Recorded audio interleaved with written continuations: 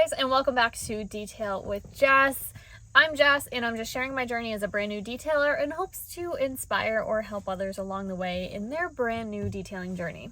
If you have not yet subscribed, make sure to hit that subscribe button. In today's episode, I want to give you guys a detailed tour and explanation of how exactly I built my van.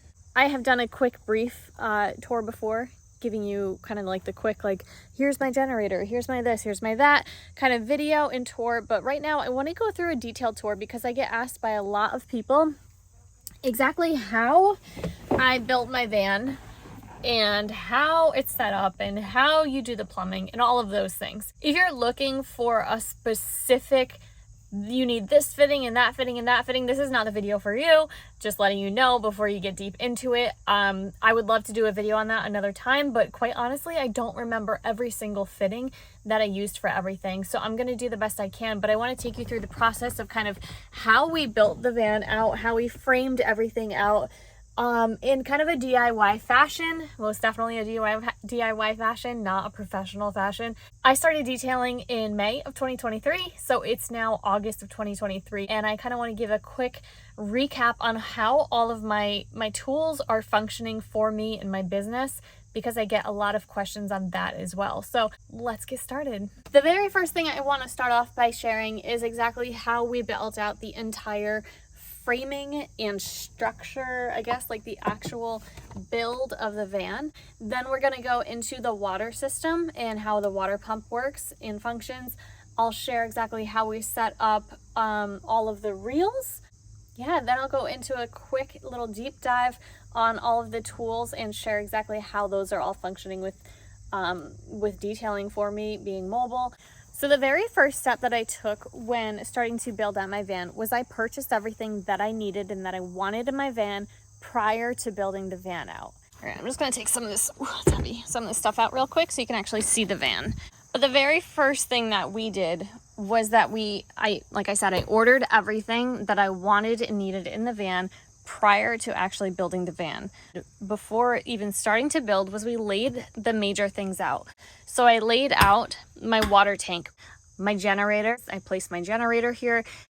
That gave me a visual of space of what I needed in the van and how to kind of frame things out size-wise. Then I also laid out my buckets and the tools that I knew I was going to be needing on the floor. And lastly, I kind of had an idea of space that I needed up top because I knew I wanted to carry my air compressor and my pressure washer up top. In the back, what we did, once we knew the room that we needed for the water tank up front and the generator, I made sure whatever we built, we had enough room to have my reels. I also have room for a vacuum reel if I ever decide to add one of those in. And then I knew that I would be keeping my electrical reel as well, and I'd be keeping my vacuum back here and any other tools that I may need. I knew I wanted a shelf up top for my towels, and I knew I wanted that shelf to not go all the way up because I wanted to be able to put poles in here. Like I keep my mitt on a stick, I can slide that right in. So it's gonna be really difficult to see because everything's built out right now. But once we knew the space that we needed, we kind of measured everything out. We then, you can see the framing right there. So we then took 2x3s and we framed out that entire back wall and just built a rectangle frame. I did not want to drill anything into the floors. I wanted everything to be freestanding. So that initial rectangle frame is then screwed into this, which is then screwed into this, and it all supports each other. So when looking from the back, that rectangle frame fits this entire section. We then took a piece of plywood, this is a 3/4 inch. We went with a finish, like birch finish, like a nice high quality. And what we did there is we measured it out from the floor. As you can see, it goes from the floor up to the ceiling. And I knew I wanted it to go just shy of the ceiling, as I mentioned, because I wanted to be able to fit any sort of poles. So we took that piece of plywood and we chose to actually fit it to the van. So the very next step, once that back wall was built, the next step that we did was we had, again, put the water tank back in here. As you can see, this is a sprayer tank. I have it linked in the description, the exact tank. I purchased this one from Runnings. I don't know if you guys have a Runnings near you. It's an agricultural kind of hardware store, but this is a 65-gallon water tank. We wanted to put that in there to see how high we needed to build this shelf so that we could then frame out the next section of this build. And from there, we framed this shelf out in 2x3s. Once again, frame the shelf out. The top of it, it's just plywood.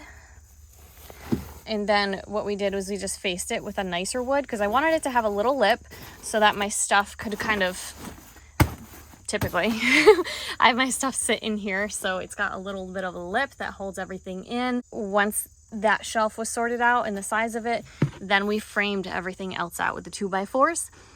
And we just attached all of this framing to that wall back there. The very last part of this build is the floor framing that we did here. And the reason that I did it this way was I just kind of wanted everything to kind of be secure and have a spot and not be like flimsy, falling all over the place. Plus, I knew that I had to build in a little slide for my generator.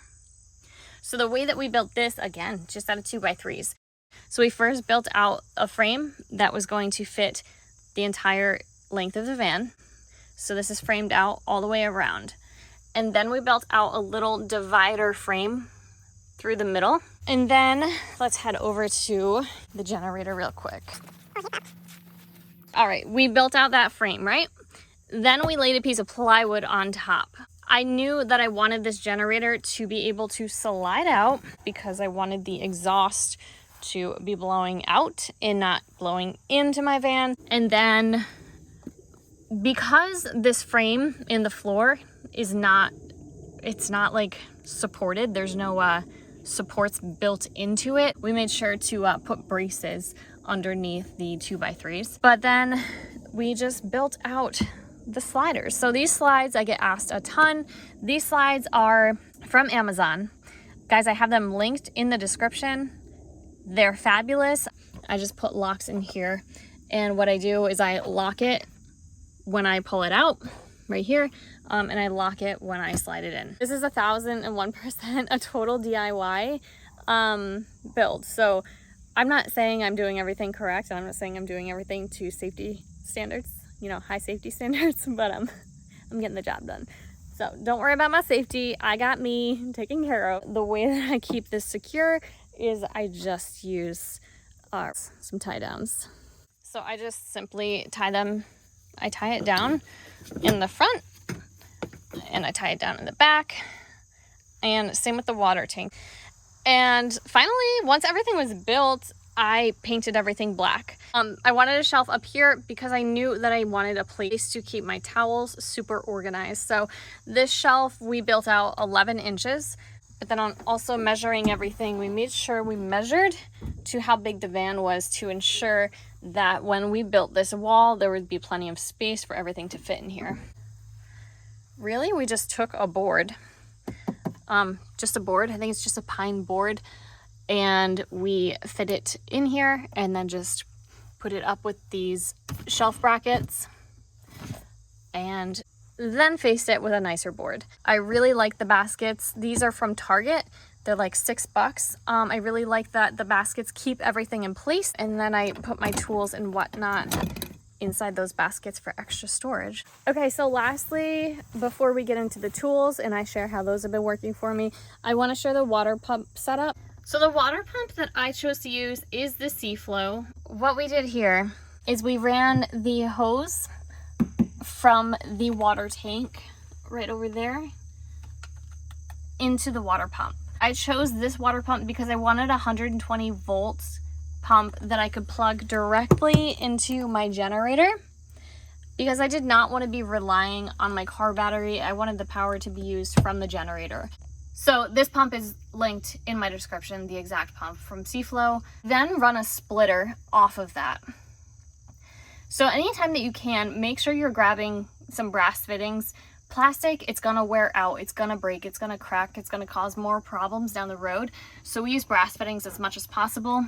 I wish I could share every single one of these fittings for you, but this entire process was the biggest headache I've ever experienced, and it actually delayed us probably almost a month trying to find all of the proper fittings to fit and get everything properly connected. So it's a little bit of a headache that takes some homework. And really the biggest issue was finding where to find the correct fittings, because nobody has the right answers for you. So anywho, off of the pump, we have a splitter. The reason that we did a splitter is because we want one line that's going to the pressure washer. So that's that black and yellow line. And that is just going right up there. There's just a hole drilled through the shelf. And that connects right up here to my pressure washer. The other split that you see here on the left, right down there, that is the pressure release valve. Now with these pumps, a lot of people come to me and say that they have an issue with their pump, and that was what I initially thought, because when you release the handle from your pressure washer, all of that pressure is going back into the pump. And what I thought was happening was that I had an issue with the pump and the seal, and it was just like spilling and splashing and leaking water all over the place. So I've heard this from a lot of people. They have the same issue. The reason is you're putting so much pressure back into that pump that the amount of pressure is like the water is exploding through your pump. So what you need is you just need a simple splitter with a pressure release valve. A simple basic tool. This is an agricultural one. And then we just plumb that. I plumb it right back into the tank because it actually releases a good amount of water. So the very next thing I want to share real quick, right up here, I have my air compressor, and like I said, I have my pressure washer. What we did here is just simply drilled some holes through my wall, and I have little gaskets that I got off of Amazon. I'll try to zoom in here, just these little gaskets that I put around the hose just to protect the hose. We just run those lines right through here. Again, another rubber gasket, and just plumbed it right into my reels. These reels, I personally bought these at Tractor Supply, but I do have very similar ones linked in my description if you just want to snag it off of Amazon. For my pressure washer hose, what I chose to go with was the Black Max Flex hose. This was from Walmart. It was like $37 now, I think. It's 35 feet, super flexible, kink free. It works awesome. I probably should have gone with the Flexzilla 50-foot hose, which in my description you'll see the Flexzilla pressure washer hose linked, because I probably should have gone with a 50-foot hose. I have no issues with this. It always works for vehicles, but if I were to go on to like do RVs, I would definitely want the 50-foot hose. So no complaints with this one if you're just doing cars and you want something small. This one's fabulous. So onto the Flexzilla hose. This is the Flexzilla 3/8. Love it. No complaints. This one's 50 feet long. And I just love that I have no worries of it kinking. I never have any issues. It's super flexible. It's awesome. And then onto the extension cord reel, and it's on. Oops, I can never do this. What's wrong with me? Come on! No. There we go. There we go. Back in business. Thing works awesome.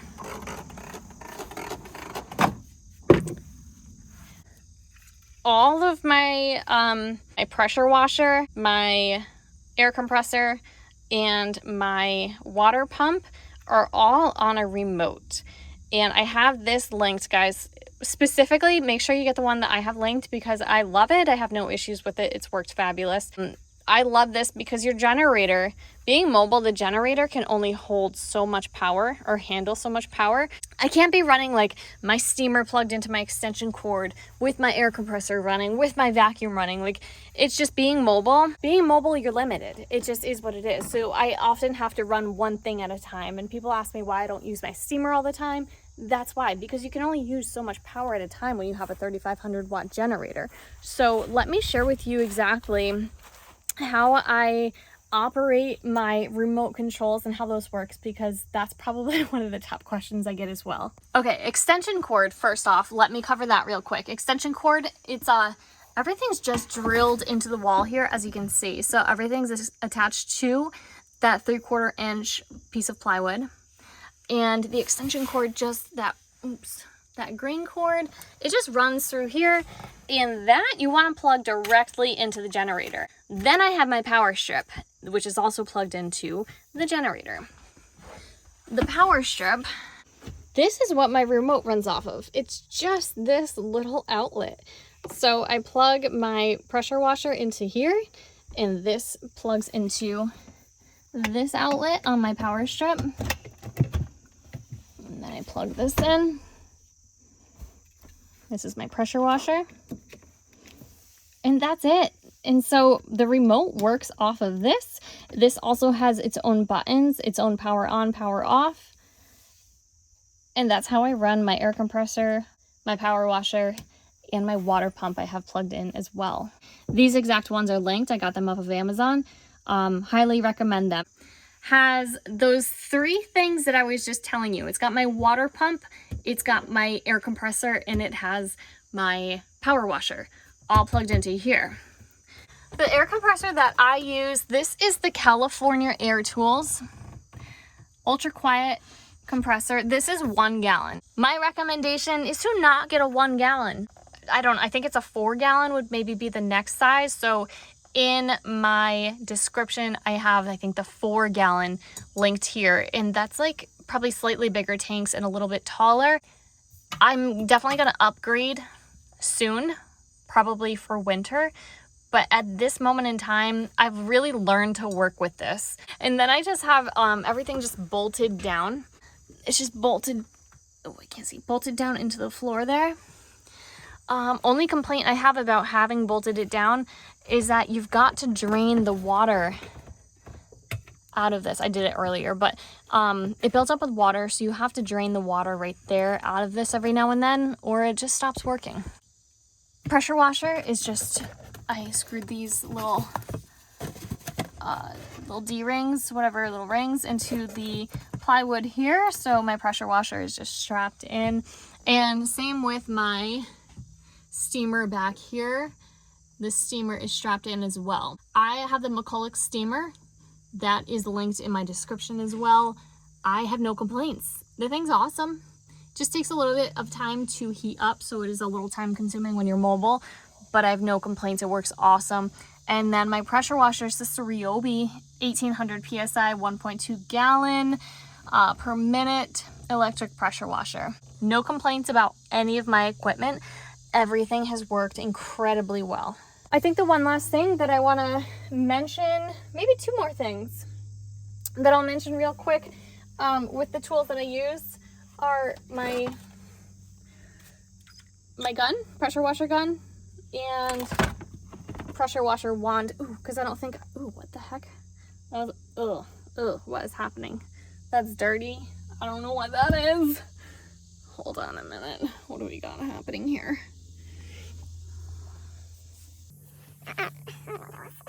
Back to business.